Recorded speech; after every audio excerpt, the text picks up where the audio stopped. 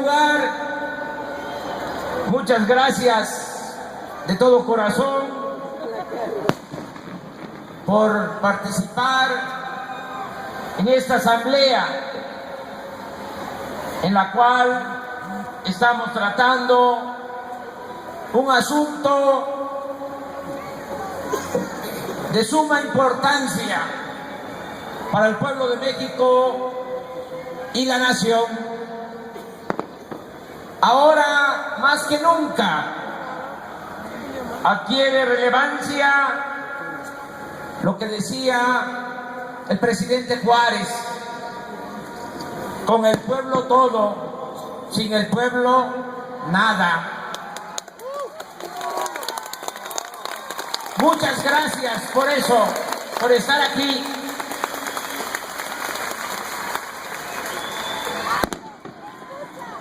Debo decir también que no celebramos este acto en el Zócalo porque, como sabemos, allí se están manifestando en defensa de sus derechos los maestros del país, a quienes expresamos nuestro respeto y solidaridad.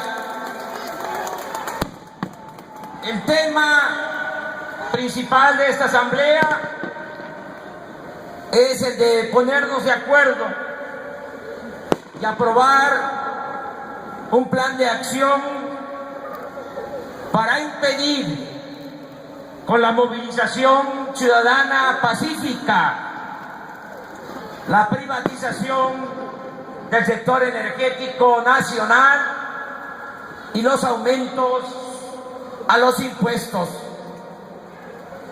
Desde hace muchos años, con argumentos y de manera consecuente, hemos venido luchando en contra de la política económica que se impuso en nuestro país desde hace 30 años y se definió con mayor énfasis durante el gobierno corrupto y entreguista de Carlos Salinas de Gortari.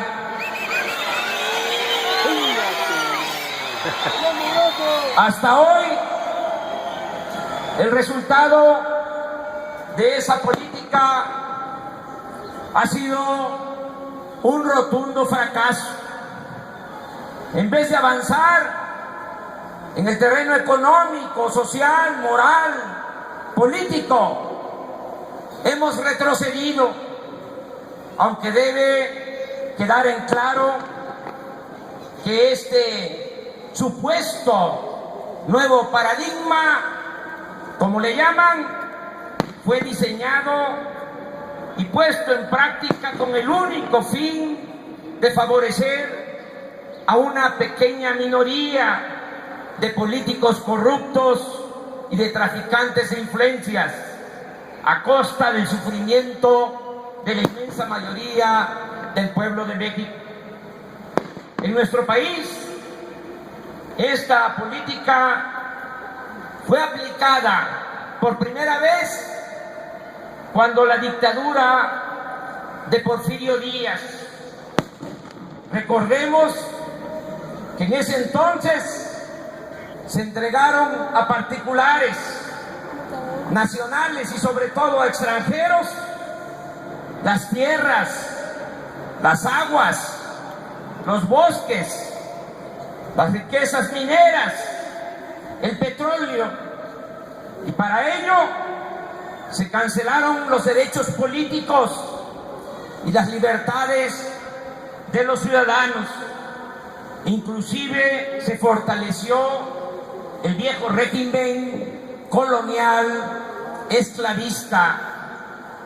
Por eso, aun cuando este modelo económico se ha venido implantando en otros países del mundo, para nosotros el llamado neoliberalismo no es más que neoporfirismo.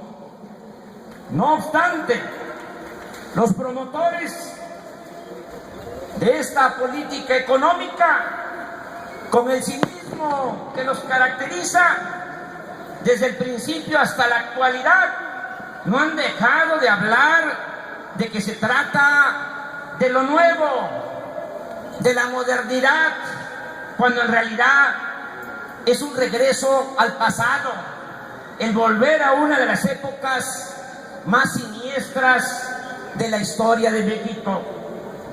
Además, hay suficientes pruebas de que la política económica aplicada desde 1983 ha provocado la ruina del país, y no podría ser de otra forma, porque solo ha consistido en trasladar bienes y riquezas del pueblo y de la nación a un pequeño grupo. A estas alturas conviene preguntar: ¿en qué se benefició el pueblo de México con la entrega de la banca nacional? Hoy casi todos los bancos están en manos de extranjeros, han sido rescatados con el presupuesto público, con el dinero de todos los mexicanos. No cumplen con su función de otorgar créditos, cobran excesivos intereses y comisiones por encima de las tasas internacionales, y año con año obtienen miles de millones de pesos de utilidades que transfieren a sus países de origen. ¿En qué se beneficiaron los mexicanos? Con la privatización del sistema de telecomunicaciones. ¿Qué? ¿No acaso el servicio de telefonía y del internet es de los más caros, atrasados y lentos del mundo? ¿Qué beneficios se han obtenido del monopolio de los medios de comunicación, cuyos concesionarios han recibido dinero a raudales del presupuesto público? Son guardianes del régimen corrupto, con prácticas totalitarias que van desde la manipulación, el ocultamiento de la verdad, hasta el desprestigio y la destrucción de opositores. ¿En qué se avanzó con la privatización de los ferrocarriles nacionales, si en 20 años las empresas extranjeras no han construido nuevas líneas férreas, eliminaron los trenes de pasajeros y cobran lo que quieren por el transporte de carga? Una imagen de lo más dolorosa de este funesto retroceso es el caso de la Bestia o Tren de la Muerte. ¿Cuál ha sido el beneficio para los mexicanos de la entrega de concesiones por 50 millones de hectáreas, el 25% del territorio nacional, para la explotación del oro, la plata y el cobre?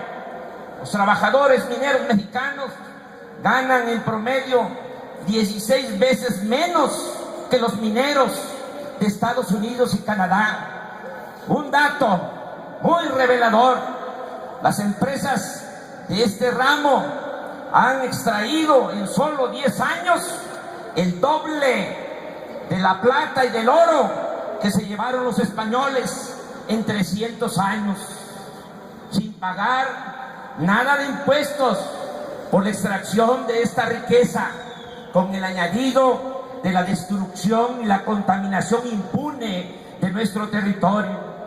Y así podríamos seguir preguntando a estos políticos irresponsables y corruptos sobre los beneficios de la privatización de otras empresas públicas, como las líneas aéreas, los puertos, los aeropuertos, las carreteras, los ingenios azucareros, los complejos petroquímicos, las plantas de fertilizantes y muchas más.